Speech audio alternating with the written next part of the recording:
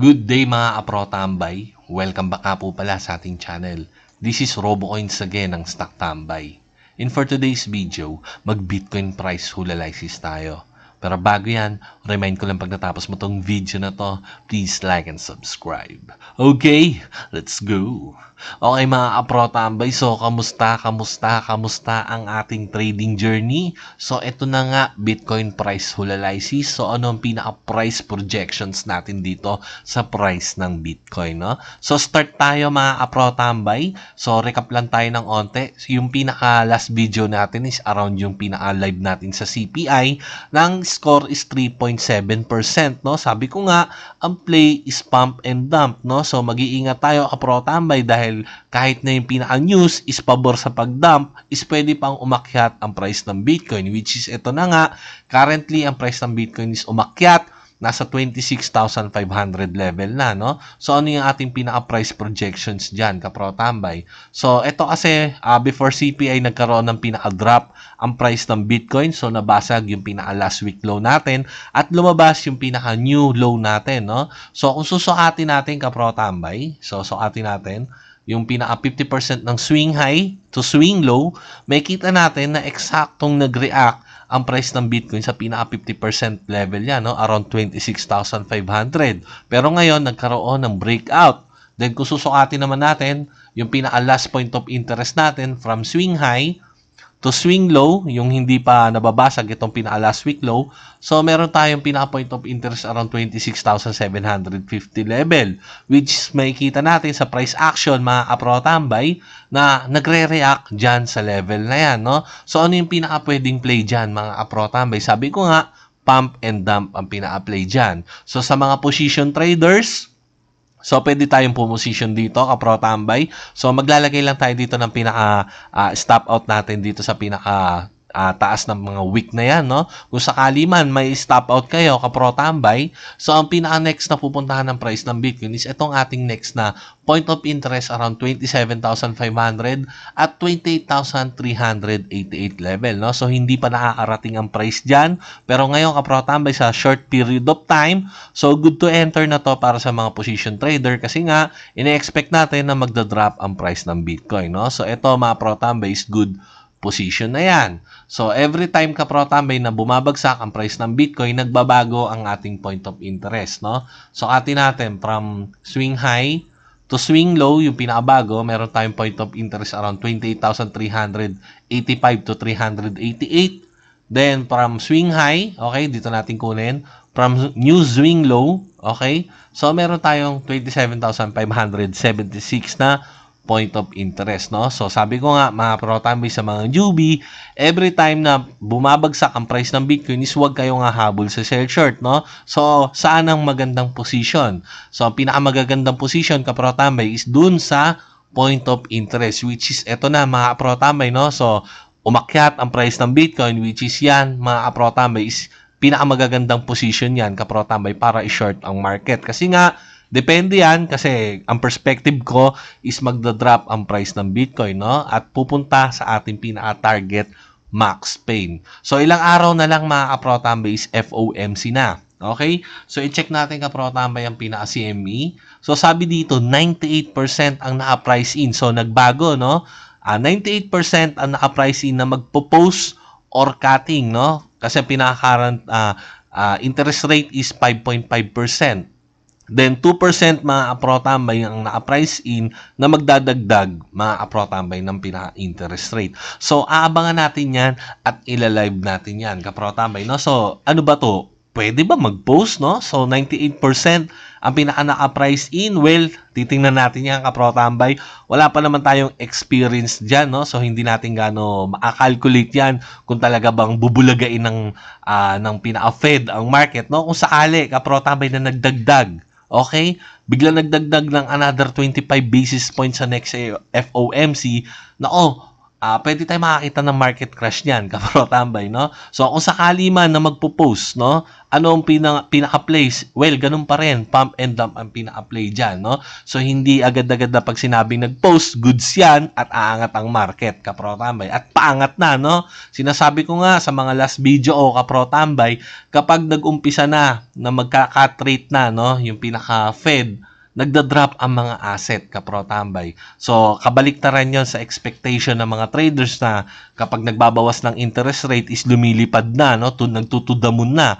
Well, based sa past data, kapro tambay, no? Yung pinaka-past data na every time na nagka-cut na ang pinaka-Fed ng pinaka-interest rate nila at binabawasan na, doon na nagko-collapse ang market, no? Sabi ko nga, kapro tambay, gagawin nila yon kapag merong system na nasira, no? So, hindi sa akin galing yan sa mga professionals, no? So, ginagawa raw yun, mga kapro tambay, yung pinaka-Fed, yung pagkakat ng interest rate, kapag may nasira ng system. As long na wala pang nasisirang system, sige lang sila ng pagtaas ng interest rate. At sabi ko nga, yung interest rate na yan is magpapahirap yan sa economy at meron niyang lag effect, mga kapro tambay, no? Maaaring hindi pa natin nararamdaman ngayon, pero yung 5.5% na yan, mga kapro tambay, matindi yan kasi every time na 1% ang nadadagdag sa interest rate, bilyon ang usapan dyan, kapro tambay, no? Hindi barya-barya, bilyon, kaya maraming bangko ang nagko-collapse, no?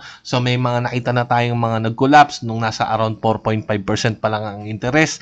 Ngayon 5.5 na, so matindi yan, kapro tambay, no? So expected natin na marami pang banks na magko-collapse at pwede yon, mga kapro tambay, maging catalyst para sa pag-drop ng asset, kapro tambay. So, kung sakali man magda-drop, okay, so ang pina-expectation natin is around 23,650 level. So, kung susukatin natin, kapro tambay, yan ang 50% ng swing low to swing high. So, aabangan natin maigi, mga kapro tambay, yung pinaka-price reaction dyan sa level na yan. Kasi yan yung 50%, no? So, kung sakali man na sa mga naniniwala na talagang aakyat na ang price ng Bitcoin at magtutudamon na, ang pinaka-best enter, mga kapro tambay, para humabol sa long, okay, is around 23,650 level. Yan ang pinaka-best, mga kapro tambay, na position. Pero titingnan natin, kapro tambay, syempre expected natin yan na magalaw yung price na yan kapag ang price ng Bitcoin is pumunta dyan sa area na yan, no? So, i-check natin, kapro tambay, ang DXY. So, may kita natin ang DXY, mga kapro tambay, is currently so strong. Umakyat na siya sa 105%, no? So, makikita natin, nung na-break itong pinaka-yearly trend line natin, no? So, ang price ng DXY, Dollar Currency Index, is tuloy-tuloy nang umaakyat. Yung pagtaas na yan, kapro tambay, is yan ang pinakakalaban ng mga asset. At ang asset, mga kapro tambay, kasama dun ang Bitcoin, no? So, asset din yan. So, kapag umaakyat ang DXY, kapro tambay, yan ang pinakakalaban ng mga traditional at lahat ng asset.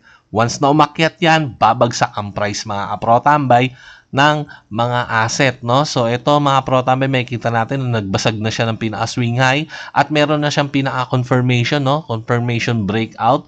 So, anytime moment, next week, mga kapro tambay, so, pwede tayong ma-break pa itong pinaka-another swing high na to at bubulusok na yan pataas, no? Kapag nangyari yon, syempre, kabaliktaran sa mangyayari yan sa price ng Bitcoin, pabagsak yan. Pero ilang araw na lang, kapro tambay, is FOMC na. So, kailan ba ang FOMC? September 21, 2 a.m. Philippine time, mga kapro tambay, no? So, ito, September 21, 2 a.m. Philippine time. Siyempre, madaling araw yan. So, samahan nyo, kapro tambay, no? So, ilalive natin yan kung ano ba ang score na lalabas dyan sa FOMC at titingnan natin ang pinaka-price reaction ng Bitcoin, no? So, siyempre, dagdag experience natin yan.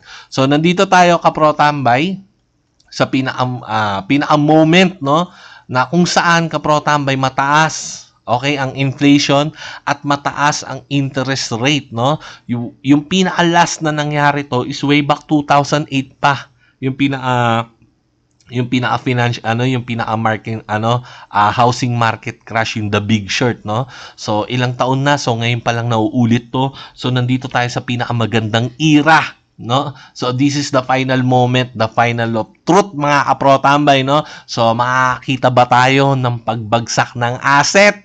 Okay? So ito mga pinagsasabi ko, kapro tambay, syempre hindi to gusto, no? So hindi ito yung maganda sa pandinig sa mga investor, kapro tambay, na ine-expect na aakyat ang price ng market, no? Well, pero yun yung sinasabi ko kasi yun yung pinaka-bias ko, kapro tambay, no?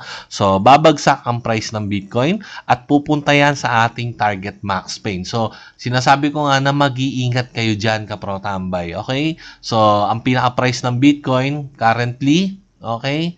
So ito yung pinaka-ano natin, no? Target max pain, 13,800, 12K, 8K, at saka 3,500. At kung sakali man nababagsak pa dyan, ang price ng Bitcoin dyan sa target max pain natin, well, hindi ko na alam, no? So doon pa natin titingnan yan. Well, wala pa namang nai-hit, kapro tambay, no? So yung pinaka-target max pain natin, matagal na yan.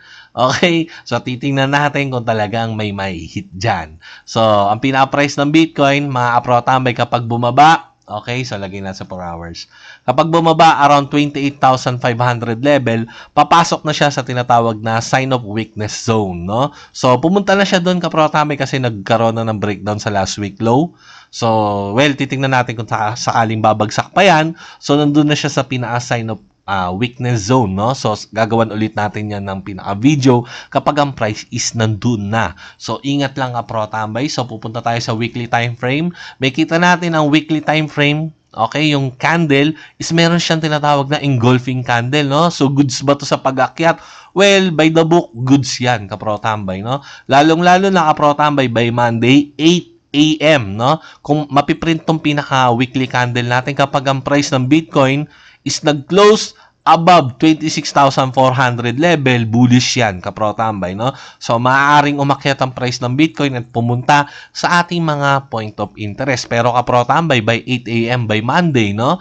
May kita natin na nag-drop yan at nag-close above mga 26,000 below, mga kapro tambay. So, well, nasa ranging tayo, kapro tambay, no? So, wala namang ganong malaking impact, pero pabor yun sa pagbagsak. Pero ito, kapro tambay, kapag by Monday 8 AM is nag-close around 26,500 above, no? So, bullish yan, kapro tambay. So, titingnan natin. So, hindi pa ito nagpiprint tong candle na to. So, may mga ilang oras pa, okay, bago ma-print yan. So, abang-abang lang tayo. Baka bigla tayo ma-surprise dyan, kapro tambay, no? So, yun lang muna ang ating pag-uusapan. So, wala namang gaano tayong ano dito dahil ang price ng Bitcoin is hindi naman gaano magalaw, no? So, maraming salamat, kapro tambay, sa panonood. So, update tayo. So, abang na lang tayo sa next FOMC. Well, tingnan natin kung may big moves ba, big pump or big dump na magaganap, no? So, yun lang muna. Maraming salamat. At syempre, dahil sumabot ka sa video na to, please like and subscribe. Then, para sa mga kapro tambay natin na wala pang crypto exchange, syempre, sabi ko nga, sign up kayo, mga kapro tambay. Yung pinaka-link is nasa video description na po. Okay, so, mga kapro tambay, kalalabas ko lang sa hospital. Syempre, sabi ko nga, nung pinaka-last CPI natin is, na hospital yung baby ko, no? So, kakalabas lang namin. So, nagre-recover pa lang dito sa bahay ang aking baby. So, hindi tayo gano'n nakakagawa ng video. Hayaan nyo, mga pro tambays, bawi ako next time, no? So, sa ngayon, abang-abang lang muna tayo. Okay? So, lagi nyo tatandaan na hindi tayo professional financial advisor. Hindi rin tayo professional trader. Isa lamang po tayong professional tambay. This is RoboCoins again. Sign out.